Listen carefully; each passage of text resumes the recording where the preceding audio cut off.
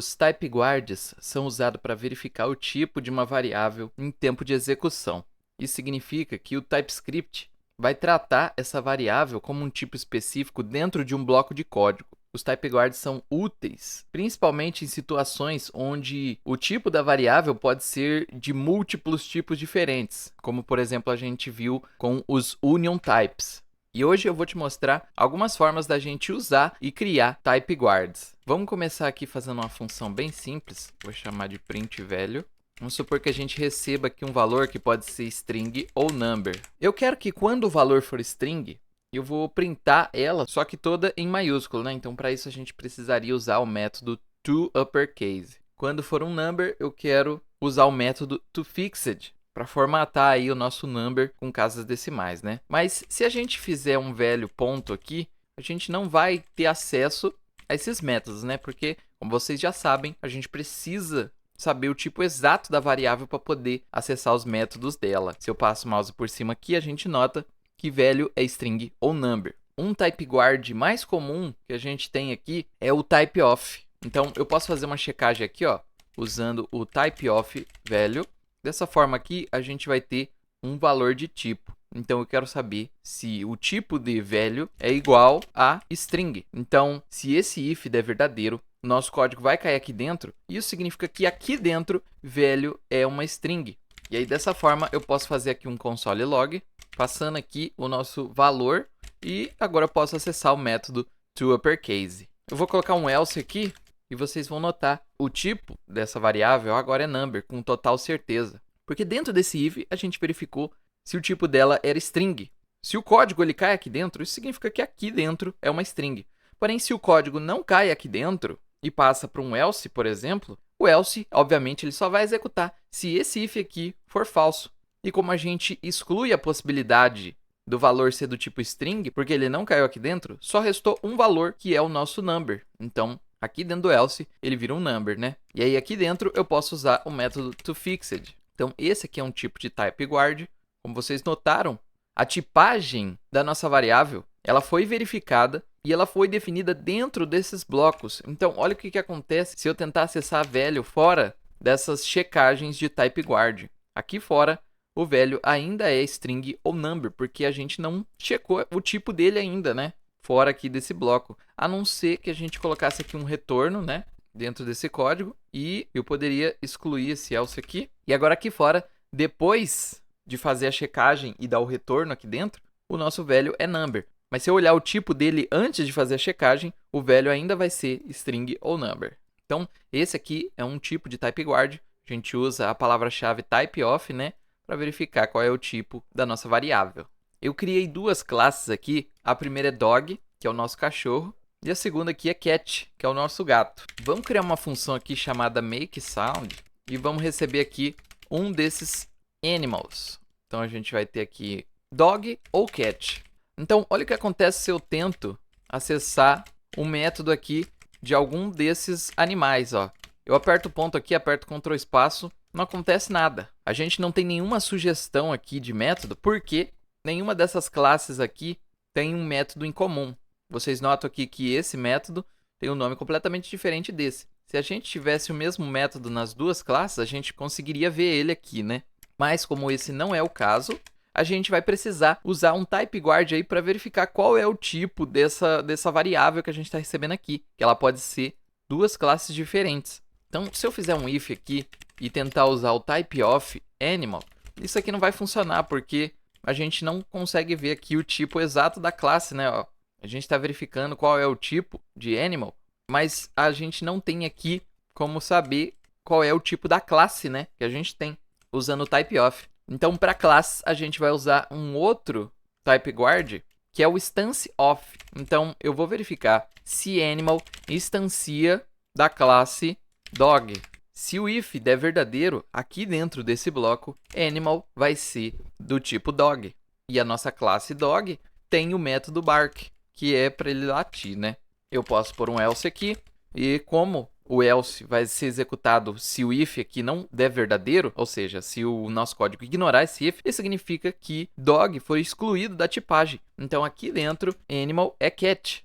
E aí, a gente tem o método meow, né? Mais uma vez, a gente pode fazer dessa forma aqui, ó, retorna o código, e aí fora do if, nosso animal também continua sendo o cat, né?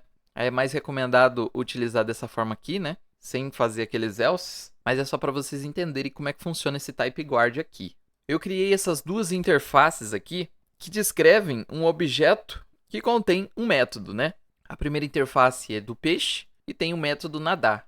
A segunda interface é um pássaro que vai ter o método voar. Eu vou criar uma função aqui que vai receber um desses animais, onde o tipo pode ser qualquer uma dessas duas interfaces. Se eu tento acessar uma propriedade aqui dessa variável, vocês notam que o VS Code, olha só, eu estou dando um Ctrl espaço aqui, ele não me mostra o autocomplete aqui de nenhum método que tem dentro dessas duas interfaces. Mas eu posso fazer uma checagem aqui utilizando o type guard in, dessa forma aqui, ó, esse in. Então a gente vai abrir uma string, vai colocar o nome do método que a gente espera que tenha dentro aqui da nossa variável e vamos utilizar a palavra-chave in. E aí eu passo aqui o animal. E agora, dentro desse if, animal tem a propriedade swim. E agora o TypeScript vai me sugerir esse método. E vocês notam que o TypeScript ele é inteligente suficiente para saber que quando existir swim dentro aqui da nossa variável animal, isso significa que o type dela vai ser fish. Então, se eu passo o mouse aqui por cima, vocês notam que a gente tem aqui fish. E aí, no mesmo caso ali, ó, se a gente põe um else, a gente excluiu o tipo fish da nossa variável. Então, se o nosso código caiu no else, animal vai ser do tipo bird. Só que tem um porém. Dessa forma aqui, se a gente tiver propriedades iguais nas duas classes, então eu vou fazer o seguinte, ó, aqui eu vou copiar o swim e vou colar aqui em bird também. Agora a gente tem um pássaro que pode nadar também, né? Dessa forma aqui, o TypeScript não vai poder determinar o exato tipo da nossa variável quando a gente fizer esse type guard aqui, né? Se eu passo o mouse aqui por cima, ele ainda assim pode ser um fish ou bird. Mas aí também não tem necessidade de fazer essa verificação, né? Já que o método swim existe nas duas interfaces, eu posso acessar ele aqui sem verificação nenhuma, né?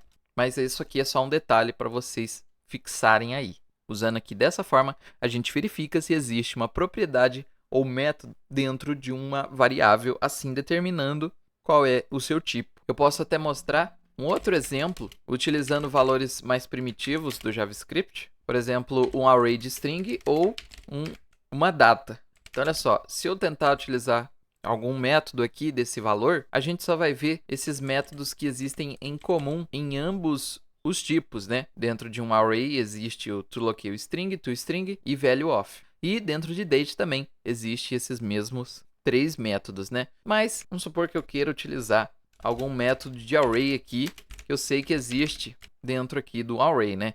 Então, por exemplo, o método push. Se push existir em value, isso significa que value vai ser um array de strings. Então, aqui dentro do nosso código, a gente pode utilizar o método push, inclusive todos os métodos de array que a gente tem aqui, porque o tipo aqui foi determinado, né? Mas aí, caso o código caia no else, significa que o if foi ignorado. Então, aqui em value, a gente vai ter uma date. E aí a gente tem todos os métodos aqui de date, né? Ó, getTime, getHours, getDay, um monte de coisa.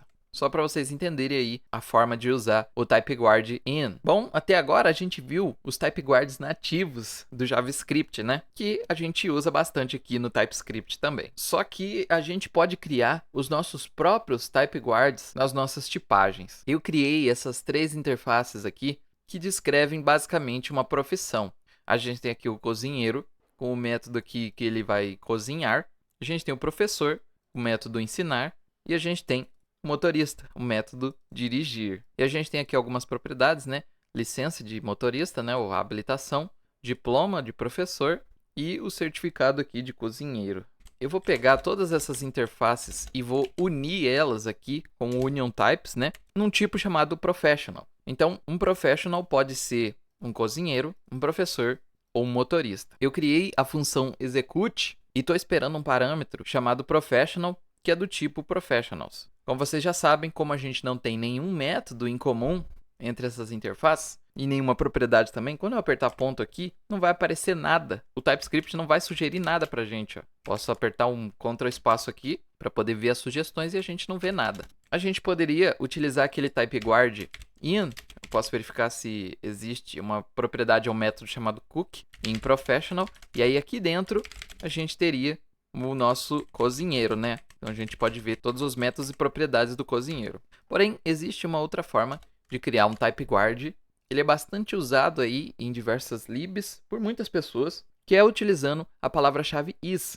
E dessa forma aqui só dá para fazer em TypeScript. Eu vou criar uma função aqui e eu vou colocar o nome de isChef. Essa é uma convenção de nomenclatura desse tipo de função, né? A gente chama essas funções de Type Guard Functions. Basicamente, a gente vai receber um valor aqui, que pode ser qualquer uma dessas interfaces.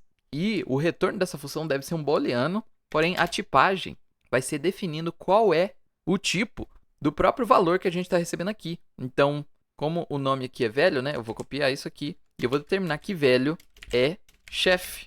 Agora, para criar esse type guard aqui, essa função de type guard, a gente precisa retornar um booleano verdadeiro, indicando que o valor que a gente está recebendo aqui é chef. Então, a gente pode fazer o seguinte, ó. Aqui dentro eu posso colocar qualquer tipo de checagem, né? Então, a gente poderia verificar se velho, forçando a tipagem aqui como chef, existe aqui o método cozinhar e ele é diferente de undefined. Isso significa que existe o método cozinhar dentro aqui do nosso velho, e aí velho vai se tornar aqui do tipo chef. Então vamos utilizar essa função aqui dentro. Vou fazer uma checagem aqui, ó, isChef, e aí eu passo o valor que eu quero aqui, ó. Vou passar o professional, e aí dessa forma, aqui dentro do bloco do if, professional vai ser do tipo chef, porque se esse if aqui der verdadeiro, velho é chef, né, o nosso cozinheiro. E aí a gente pode acessar todos os métodos e propriedades dele aqui. Se eu colocar um return dentro dessa função, agora vocês já sabem, né? Se não caiu dentro do if, como a gente tinha um return aqui, isso significa que o código iria parar aqui mesmo, se o tipo aqui da nossa variável fosse chef. Mas como ele continuou, significa que o tipo chef foi excluído aí do nosso union type. E agora o nosso professional vai ter só professor ou motorista, né? A gente pode dar um Alt, Shift, seta para baixo para duplicar essas funções aqui. E a gente só vai trocando o nome aqui, ó. IsTeacher e essa aqui isDriver. E aí aqui no valor, velho is, e a gente usa a nossa interface teacher. Vamos copiá-la aqui e vamos forçar a tipagem aqui também. E trocar esse método aqui para verificar se existe o método teach. E aqui a gente põe a interface driver. E a gente troca aqui também e verifica se existe o método drive. Dessa forma, a gente tem type guards aí para todas essas profissões, né? Então, eu poderia fazer um outro if aqui. Aí eu checo se is driver e passo o nosso professional. Então, aqui dentro, o professional vai ser um driver, né? Um motorista. E a gente tem o método drive aqui e a nossa propriedade habilitação aqui de motorista. E aí, se eu retorno esse código, a gente já pode notar aqui que não precisa nem mais de nenhum if. O único que restou foi o professor, né? O teacher. Então, a gente pode até acessar aqui o método ensinar. Tem uma outra forma de fazer isso. A gente pode fazer um switch, põe um verdadeiro aqui, e aí põe um caso executando essas funções, ó. Então, eu ponho aqui o nosso professional, caso ele seja chefe, abre o bloco de código, deixa eu quebrar aqui para já funcionar esse nosso switch, duplica aqui e só troca o nome da função, né? Eu ponho aqui isTeacher e isDriver. Então, dentro aqui do caso, se for chefe, o nosso parâmetro professional vai ser do tipo chefe. E aí a gente pode acessar métodos e propriedades aqui, né? Dentro do caso isTeacher, professional vai ser teacher. E a gente tem o método ensinar aqui e o diploma. E dentro do caso aqui, se for um motorista, o nosso professional vai ser um driver, né? Um motorista. E a gente tem o método drive, dirigir, e a nossa habilitação aqui. Obviamente, essas funções aqui são funções funcionais, né? Isso significa que você, como desenvolvedor, vai ter a responsabilidade de fazer as verificações necessárias aqui para saber quando que o valor recebido aqui deve ser desse tipo aqui que a gente está retornando na função, né? Vou dar um exemplo aqui para vocês. A gente pode pegar esse diploma aqui e definir também aqui no cozinheiro. E aí vamos supor que a gente esteja verificando o teacher aqui como diploma, né? E o cozinheiro também como diploma. Dessa forma aqui, quando a gente utilizar o isChef e ele for um professor, o professor tem o diploma. Mas como aqui a gente está verificando só uma propriedade, isso vai fazer com que o professor, a tipagem seja definida como chefe. E um professor não tem o método cook. Mas como lá no nosso código a tipagem vai ser definida como um chefe, um cozinheiro, a gente vai tentar acessar o método cook e aí a gente vai receber aquele famoso erro. Tal método is not a function, né? Então, é responsabilidade sua fazer as verificações corretas aí dentro da sua função de TypeGuard para retornar o tipo corretamente, o que a gente faria num caso desses aqui, né? Se a gente quer, por tudo, verificar se tem diploma, a gente tem também que fazer um AND aqui, né? Para verificar se também, a gente pode até copiar isso aqui, se também o velho, como um chefe, tem aqui o método cozinheiro diferente de undefined. E aí eu vou até copiar isso aqui, ó, eu vou fazer a mesma coisa aqui embaixo. E eu ponho aqui o velho como teacher e troco aqui para teach. Então, dessa forma, agora a gente está verificando se essas duas propriedades existem aqui dentro desse objeto que a gente está recebendo aqui. Eu vou mostrar um outro exemplo desses TypeGuards. Da forma que eu fiz aqui, eu criei funções separadas. Mas, utilizando classes, a gente tem uma outra forma de fazer. Eu vou criar uma classe aqui chamada Professionals. E aí, aqui embaixo, eu posso fazer um class. Vou criar o chefe e ele vai estender esse Professional. Eu vou colocar aqui um método e uma propriedade. Esse método aqui está vazio, não faz nada mesmo. Isso é porque a gente não está definindo uma tipagem aqui de uma interface, né? A gente está definindo, de fato, uma classe funcional, né? Inclusive, na propriedade aqui, eu estou pondo também já um valor. Então, a gente tem aqui a nossa classe chefe. Vou criar aqui a nossa classe de professor.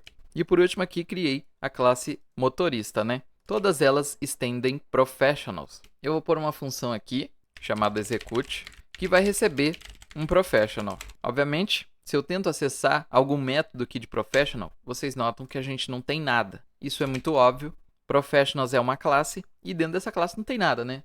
Não tem como a gente acessar nenhum desses métodos. Agora, olha que legal. Dentro da classe professional, que todos os nossos profissionais aqui estão estendendo ela, eu vou criar o método isChef, que é o nosso TypeGuard.